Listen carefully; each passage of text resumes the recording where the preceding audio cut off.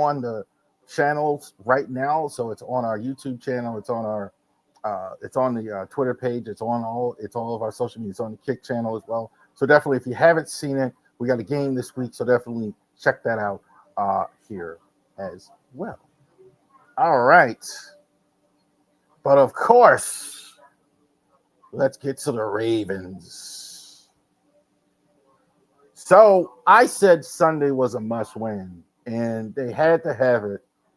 Little drama surrounding Lamar playing, but somebody told me in the comments, well, it was a win. You got that right. They had to have it. 30-10, Ravens over the Bears, the Frozen. So let's go ahead and check this out here. Caleb Williams, way too much concern, I think, media has and people on Caleb. Look, the defense is the problem in Chicago, guys. Caleb 25 for 38.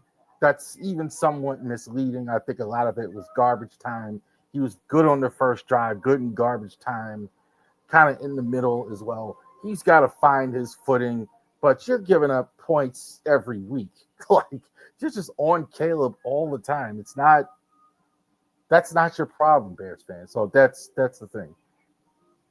Swift had a typical Swift day, 11 carries, 45 yards. They didn't run the ball enough, I don't think. I don't think they run the ball. I think they want to run. You could tell teams that run the ball, that run play action and want to pass, and then run play action and then want to run. This is clearly a team, Ben Johnson said, clearly a guy, it looks like here, he wants to run play action and want to pass. Because if he would have ran the ball, I think some of it would have been there. Ravens' run defense has tightened up a lot the last few weeks, so that's good. Rome Odunze, 7 carries, 7 receptions, 114. This is where Caleb is going with the football when he needs a catch. So it's not the DJ Moore. DJ Moore had a good catch in the game, but this is definitely where he's going the ball. Rome Odunze. Odunze really developing right before us. I was really impressed with him at the University of Washington. His hands are phenomenal. He catches the ball. Some guys can catch it with their hands. Really, I mean, it seems silly with a wide receiver, but like at any position, it doesn't matter where the ball is, whatever, like this, he can catch it. Great hands on him as well. Bears defense, I didn't think was good at all in this game. They didn't really get a lot of pressure in this one. Ravens were quick throwing the ball a lot, but not a lot of Sweat. Montez Sweat, 1 sack in this game. I thought the overall effort wasn't good. They were missing some guys. I mean, a lot of their secondary didn't play, so that's an issue, of course. Oh, yes, the quarterback. For those of you guys that like Tyler Huntley, here you go. 17 for 22, 186, 1 TD. Late replacement for Lamar Jackson. Definitely, he's taking the number 2 job away from Cooper Rush here as well. I got to talk about Lamar, though, in terms of the posting of the injury. I do believe, I don't know, but I kind of think they did this intentionally with the on the field. I do think this is intentionally with the posting. So just to clarify it, Lamar Jackson was listed on the injury report on Friday as a full participant, but he didn't run a full practice because he's a starter and he ran the scout team. So you can't list him as a full participant if he ran scout team as well. He's got to make regular reps with the first team. You're going to report him as that. So they listed him as a full participant when he was practiced. So Saturday, the league came down on him. They did change it to limited and questionable, and he wound up not playing. He said Tyler Huntley would actually play. This came out on Saturday. Here's the thing, and somebody, for those who said this is a big deal, it is because the Bears didn't have any time to prepare for Tyler Huntley. They didn't know who the quarterback was until like late Saturday. Late Saturday isn't kickoff, but the practices and everything was over. Now, you could say they're a young quarterback, young coach. That's on them. They should have. Okay. But the Ravens weren't being honest with as far as that. Now, they're saying it's an honest mistake, et cetera, et cetera. I'm having a hard time with that personally, simply because I know how meticulous they are with everything. I know, I mean, they don't release the schedule early. They don't say anything. So the fact that they just kind of forgot that, I don't know about that. We don't know. I mean, he said it was an honest mistake. It could have been. I don't know. I mean, it is a possibility of that, and I don't have facts to back that up. That's just my opinion.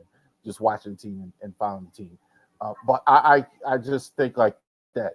Now, back to the game. Huntley was good in this game. I think they did. This is what Huntley looks like. Huntley, backup quarterbacks are good when you don't have a chance to prepare for them, right? They throw short, quick passes, got the ball out quick, ran the ball, played to its strengths. Good stuff by Huntley. I think this was exactly the scenario you want. 186, one TD, ran the ball well. Derrick Henry, not as many yards as he was getting last year, but this is a decent day. 21 for 71, two TDs, using him in the red zone. Did see a little bit of Keaton Mitchell in this game. I maybe believing that the coaching staff was saving his legs a bit. Not saying they should have, but maybe that's the thought. That could be possible. That they could have been okay. He's a small guy. Maybe we'll just like use him more in the second half if possible as well. Derrick Henry is Derrick Henry. Derrick Henry is fine. He hasn't fumbled in the last few weeks. 71 carries as well. Pretty impressive considering they haven't had Lamar Jackson in there, and he was going to be the focal point, stopping him as well. Zay Flowers, another 67, 7 carries, 67 receptions, 63 yards. Clearly, he's the number one receiver. It's no longer Mark Andrews. Isaiah Likely's been quiet. We haven't really had a whole lot of Isaiah Likely catches and things like that. Look for that on Thursday, maybe, him more involved. But Flowers has been solid all year long, obviously. That was the best Roquan Smith looked all season. That's what we need. More of that. 12 tackles, line of scrimmage, running the defense, actually making an impact, not just tackles way downfield when guys when he's missed a tackle. That was good stuff. That was impactful. Roquan. He can do better. We can see more from him, but that was clearly something was wrong after seeing the way he played early in the year. That was definitely the case as well. So 30-16, Ravens win this game. I thought the Lamar stuff was a little chicanery. Real quick, Bears. They got to fix the defense. You can complain about Caleb Williams all you want. You gave up 30 points to backup quarterback. You've been giving him 30-plus points every week to starters. That's the problem. Stop with the Caleb stuff. Stop worrying about your quarterback. I mean, he's still. You're somewhat right, and he needs to develop matter of fact, but it's not the problem. It's not the problem. You got to stop. Sometimes people forget defense needs to be good to actually win games. All right. So we got a game tomorrow, affectionately in South Florida, called The Rock. So the 2-6 Miami Dolphins against the Ravens. Still a must-win for the Ravens. So 2-5, glad to get the last game. They must win, I think, the next 3 to even be in the dance as far as playoffs and all that as well. Even with all the issues of the AFC North teams, Pittsburgh, Cincinnati, etc., they gotta win these games they're supposed to win, and they need to win here as well. Looks like we're gonna have Lamar on Monday night. So on Thursday night, rather. So definitely Lamar is going to play full practice this week. Now, this week is kind of weird. They say it's a full practice, but they really don't practice. They kind of just do walkthroughs because they played Sunday and they practiced Monday, Tuesday, Wednesday. So just kind of walk through maybe a little bit today. They did some more stuff, but it's a Thursday game, so they really don't practice much this week. So he seems to be good to go. He said he was good to go as much. So you are going to have Lamar in this one. Derrick Henry's having a decent season here.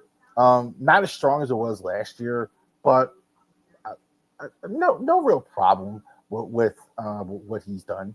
He's been really good. I think he's a bit underutilized at times. He did have some fumbles and cleaning up. I do believe he got in the coach's doghouse a bit even a Derrick Henry because he was fumbling. I do think that's his thing as well. Zay Flowers, 486 yards, almost at the 500-yard mark as well. On his way, it looks like, to another 1,000-yard season. Could go to another Pro Bowl. He's clearly the guy they look to. So definitely he's going to be as happy as anybody else with Lamar Jackson back under center here as well. Roquan Smith. That looked like more like Roquan, what we've been seeing as well. So we got to have that because you don't have Matabuke this year. You don't have, you just still have some injuries. You're starting to get healthy as well. Teddy Buchanan's been really good as well. So Teddy Buchanan's leading the team in tackles. But if you get Roquan back to being Roquan as well, that would be good. Also, Kyle Hamilton with Gilman there in the back, using him more at the line of scrimmage, more of a Swiss Army knife. Very effective stuff from Kyle Hamilton as well since he has been here. Tua Tagovailoa was fantastic last week in the win. That was a surprise. I mean, how good the Dolphins were as well. The Dolphins on offense, they have it. So let's not – this is kind of where I separate them from the Saints and the Jets, and when people put them in that category. Tua and Waddle and those guys, they can put some points together when they want to. When they actually get it together. They make a lot of mistakes. They make mistakes. He's got 10 interceptions. That's too many interceptions for 8 games, despite the 15 touchdowns. But he is, when they want to as well, they're going to have to blitz him and force the ball out of his hand as well because he likes to throw the ball quick as well. We will see how they do as well. Devon Achane is a good running back. I've always liked Achane as well. Good chain mover, good speed. He's a good mixture of speed and power. So I wouldn't call him a power back and a speed back, but he's not neither, but he's not either, for lack of a better term. He kind of can do both. He can kind of get you those power runs inside if you need them, and he can break away on the outside if you need that too. So he's been solid. 107 carries, 539. I think he's also too underutilized. I think like you should, especially without Tyreek Hill here anymore, they definitely could use more of him. Jalen Waddle's clearly now your number one wide receiver. Tremendous speed as well. This is the guy, obviously. So he doesn't have two guys he can go to with the deep pass, but Jalen Waddle is been clearly the number one receiver, over 500 yards, 4 TDs. Good stuff from him. Here's a guy who could be available at the deadline again, Bradley Chubb. So you talk about guys the Ravens might be interested in. Chubb, 4 sacks, big contract, so that could be a thing. How available would he be at the deadline? But it's true. Just before I came on, I talked about possibly before the November 4th deadline, bringing in a Kevin Zeitler. Makes a lot of sense, right? He was former Raven. Plug him right in. That would be enormously better than what we have right now.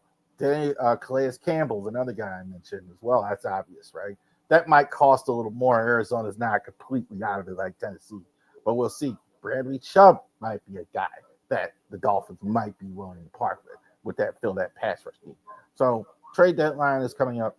We'll see what happens there. Chubb, this is basically feel good if Ronnie Stanley has a good game here. It's going to be emphasis on Ronnie Stanley to play well. We already talked about where's Isaiah Likely. He hasn't really done a lot this year. Had a lot of injuries as well. We're not seeing a lot of that short stuff there. Lamar is back in the lineup, so we will see. Hasn't really been on the injury report. Very fascinating. Isaiah Likely hasn't really played a lot, I don't think. Also to the case on defense. X factor, I think, is Travis Jones. I think you got to stop Achane. You got to stop the run game as well. So I think it's about time for a Travis Jones breakout. Gone. Like Matabuke is gone. It's about time for him to go ahead and break out. I do want to say, too, on defense, where is Jair Alexander? Not on the injury report, not playing. He was a healthy scratch last week. He was on the bench. So like this, we're in now week 9. So interesting there. set of circumstances for a guy. So interesting to see if he gets more playing time, but he hasn't played much. So there you go. I think the Ravens do win this game. Um, we will definitely be on after the game. Shameless plug. On after the game Thursday night. Amazon Prime is where it's at. That's like this. So we're gonna have the legendary Al Michaels and Kirk Herbstreit on the call